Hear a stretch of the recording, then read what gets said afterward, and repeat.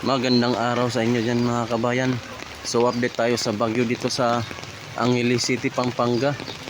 So hanggang ngayon mga kabay, hindi naman tayo gaanong binabaha. Kunting baha lang siya pero hindi naman siya talaga totally na bahang baha. Kasi itong parte dito sa Angeles City mga kabay ay mataas na mataas na lugar. So hindi katulad ng ibang lugar ngayon na lubog sa baha, na halos yung bahay nila talagang as in lubog. Pero sa amin dito, ito lang yan lang yung pinaka normal na baha mga kabay. Magmula siya doon sa mula sa mga kabahayan, yung mga matataas na lugar, tapos dito siya dadaan. Ayan yan lang yung simpleng baha mga kabay, kahit nasunod-sunod yung pag-ulan. Pero check natin yung mga kabayan, yung ilog, kung talagang mataas yung ilog niya. Tapos dito naman nagpupundo yung tubig dito. Yung baha nagmula doon sa amin. Ayan yan. Kasi yung tubig na yan mga kabayan, magmula dito yan sa doon sa taas na bahayan doon parte na ng Anonas.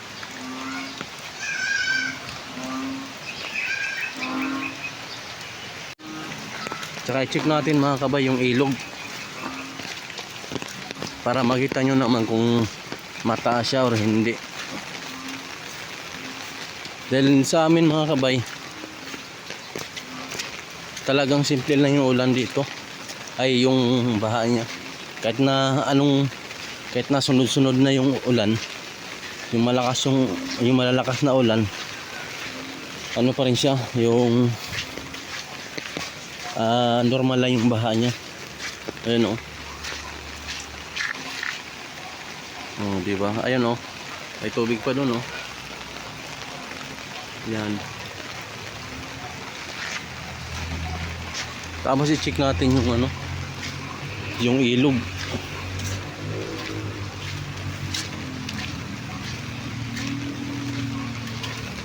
Itong Kamatsili natumba.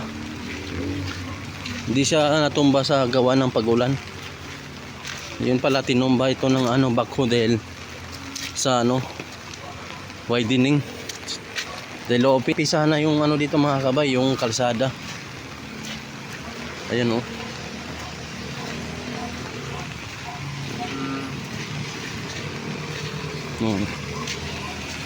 andito na tayo mga kabay sa ilog, sa may sa sapa.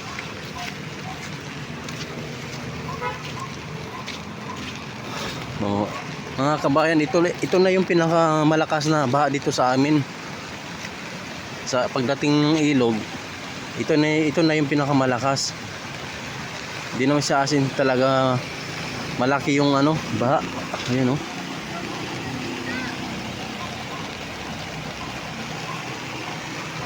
Pag normal na ulan ng mga kabayan, hindi siya ganyan kalaki yung baha na yan. Itong baha na yan mga kabayan, nagmula yan doon sa Sapang Bato, papunta dito sa Anonas, papunta sa Sapang Bato, papunta doon sa sa Kutod, sa sa Palibutad. Yun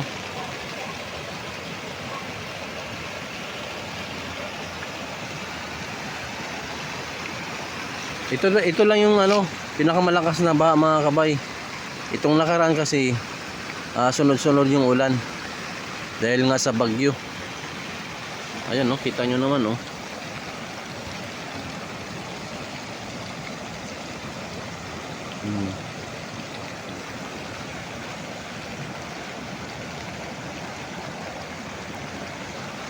Itong parte na mga kabahayan dyan mga kabayan, yan, mga barangay Amsik Extension. Shoutout sa taga Amsik dyan. Ingat-ingat po kayo dyan sa landslide, lalo na sa parte ng mga matataas na lugar, yung nasa kalupaan.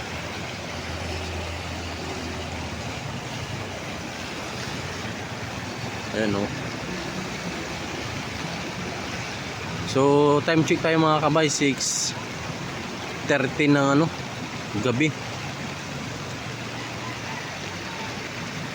Oh, ayan. Yan lang yun ang pinaka-normal mga kabay. Kahit na buong araw or sunod-sunod yung ulan, ganyan lang yan kalaki yung ano, baha.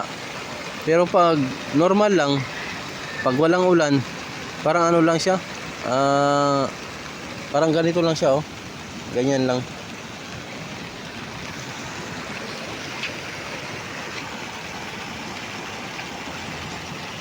Puntahan natin doon yung party doon sa ano, dulo.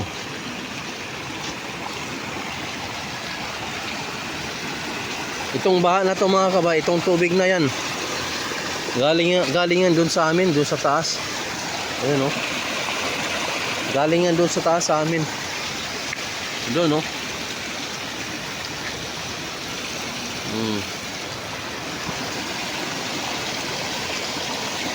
Ayan yung ano, ilog, yung sapa.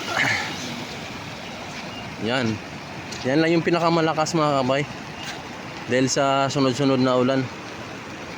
Tapos walang klase dito, 2 araw na yung walang pasok, simula nung Monday hanggang ngayon.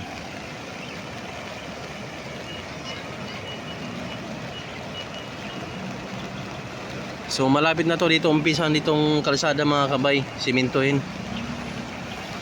Doon banda sa ano, doon umpisa na, dito na lang yung ano, yung hindi pa. Ayan, oh, may tambak, gagawing ano yan, patagin yan dyan, eh. Papunta ng Anunas yan.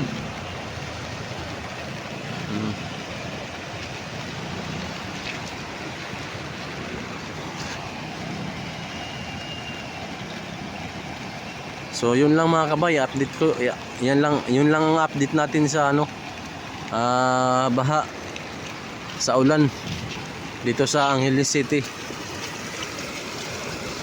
Kahit na sunod-sunod yung ulan dito mga kabay, kahit na dumadaan yung bagyo, hindi siya talaga ano. Ito lang yung lugar dito ng Angeles City, Pampanga mga kabay, na hindi tinatamaan ng ano, ng malakas na bagyo. Yung hangin lang ba, yung mga hangin na ano, magkaroon man dito ng bagyo, hanggang ano lang, signal number 1, signal number 2, pero wala siyang na ano, wala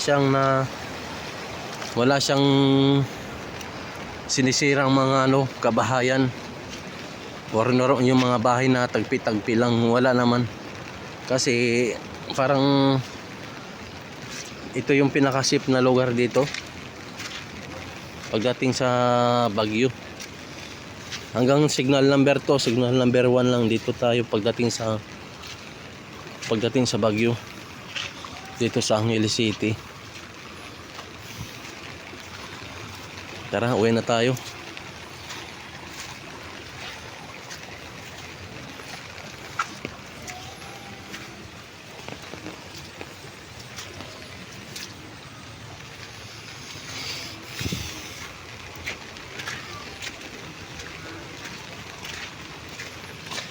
Madilim na dito mga kabay, mag-aalas 7 na.